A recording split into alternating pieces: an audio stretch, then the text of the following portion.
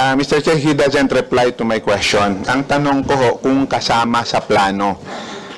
Kung hindi kasama sa plano, ba't hindi natin sabihin ngayon na hindi kasama sa plano? Yan po mga idol, puro press release lang pala ang ginagawa nila. Wala pala sa kasama sa plano ang pagbaba ng rice. Dito pa lang ay alam na natin na nagsisinungaling ang kasalukuyan administrasyon. Pero bago ang lahat ay pasok intro!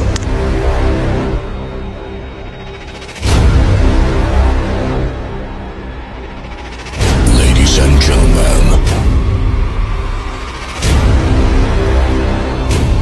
please make some noise for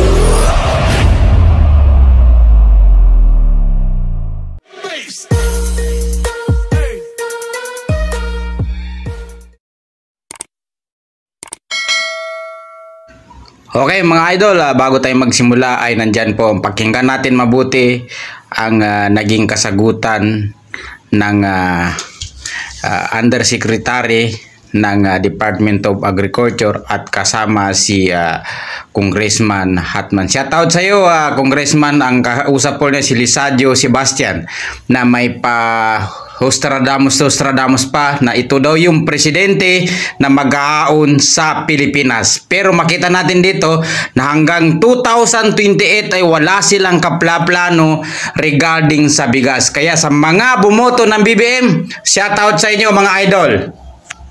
Mr. Chair, he doesn't reply to my question. Ang tanong ko ho, kung kasama sa plano. Kung hindi kasama sa plano, ba't hindi natin sabihin ngayon na hindi kasama sa plano?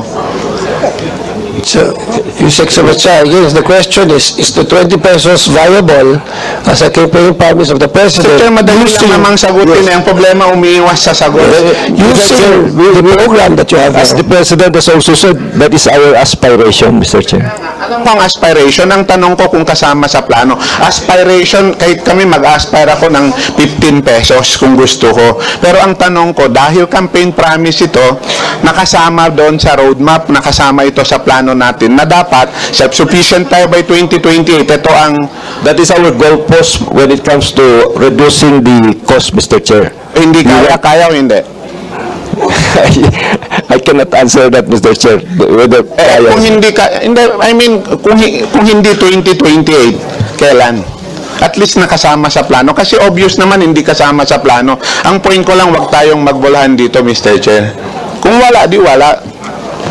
I think the statement of Congressman Kataman is right, because the one who advised the President are the officials, and if you promised him 20 pesos per kilo, maybe you're misleading the President. We never promised. That's why, is your plan to make rice of self-sufficiency, I'm just referring to questions, this plan of yours, and then we're funding it, will this mitigate at least at what percentage or price can we go? Is it 25, 30 pesos when we are self-sufficient? Mr. Chair, to be honest, we never discuss about those things that you're asking, Mr. Chair, with the President. Yes, but when the President tells you that the public this, you are required to create a plan to make sure that at least the price of rice should go down, as already been explained by our chairperson. And the Speaker has already identified a couple of sources, even going himself to other countries like Vietnam to secure our buffer stock and all of this. So please include this in your plan so that you can answer our Congressman Kataman. Congressman Kataman, is it? Congressman Mujib? Congressman Mujib Kataman? So, walang sagot doon, Mr. Chair. So, Mr. Chair, hindi kasama sa plano yung pagbaba ng presyo ng bigas by 2028? Reduction, that is included, but not the 20 pesos, Mr. Chair. Ano yung target natin na price by 2028? Boss, Mr. Chair, pwede nyo namang sabihin kung hindi kasama, pati kasama para matapos ang usapan. Mas mahirap yung magbubulahan tayo dito.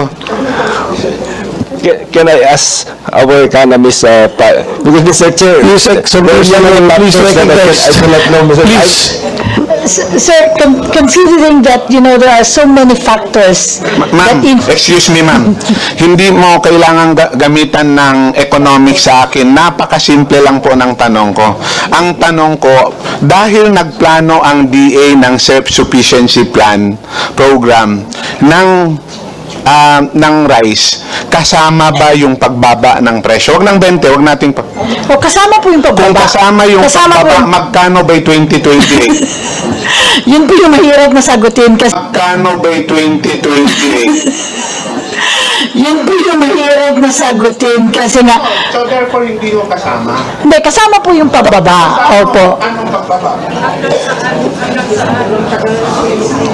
Actually, dun sa RTA po, yung rice tarification law, if the same environment would have prevailed, we were really hoping to, have stable prices between 27 and 32 sa regular milled rice. By 2028.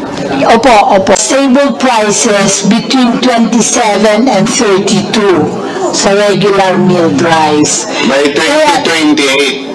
Opo. But actually, All things being the same, diba? all things being the same. Kaya lang, napaka-volatile po kasi ang environment. So, kaya napakahirap pong Alam naman natin pag nagpaplano, gagamitan natin ng SOTE. Kino-consider natin yung external pati internal factor. Yes, po. At least maintindihan natin. Ang punto ko lang naman kung kasama sa plano. Kasama naman po. Yun lang naman Kung kasama sa plano, between 27 to 30, between 27 to 30, yun yung target natin by 2028. Opo. 50 pesos lang naman, pwedeng sabihin, hindi namin matarget by 2028, pero kaya namin by 2040. Ayan po mga idol, maliwanag pa sa sikat ng araw na 2028 pa pala. Yan po ay sa Congress mismo pinag-uusapan yan na matutulungan pa tayo sa 2028 pa. Kaya konting higpit pa ng sinturon hanggang sa maputol na yung baywang natin.